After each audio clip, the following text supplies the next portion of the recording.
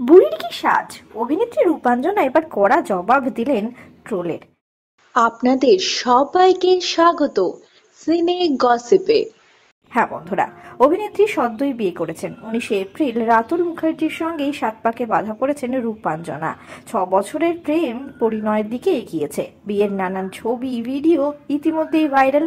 এরই মধ্যে একজন অভিনেত্রীকে কটাক্ষ করে কমেন্ট বক্সে লেখেন কুকথা, আর তাতেই জবাব দিলেন তিনি।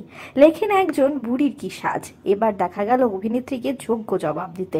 কড়া ভাষায় অভিনেত্রী লিখেছেন, সিরিয়ালের চরিত্রটাও বুড়ির নয়, আসল জীবনেও নয় চুমকি ডার্লিং, এটা আপনাদের ঈর্ষান্বিত হয়ে মন্তব্য, তাও লক করা প্রোফাইল থেকে। আসলে কি জানেন তো, আপনারাই সমাজের মানুষ যারা নিজেরা ফ্রাস্ট্রেটেড থাকেন আর অন্যদের উস্কানি দেন। প্রোফাইল ব্লক করতেই পারি, কিন্তু করব না। আপনাদের ঘৃণা খুব কম, আর সত্যি কথা বলতে এই ঘৃণা প্রচুর কম সংখ্যক মানুষের থেকেই পেয়েছি। সেটা আপনারাই বলুন আর পরিবারই বলুন, কিন্তু জেনে রাখবেন আপনারা সংখ্যায় খুবই কম। তাই নিজের মগজকে বেশি আমাদের নিয়ে ভাবাবেন না, তাতে আরো বেশি ফ্রাস্ট্রেটেড হয়ে যাবেন। সেটা আপনাদেরই ক্ষতি, আর সেটা আমরা চাই না।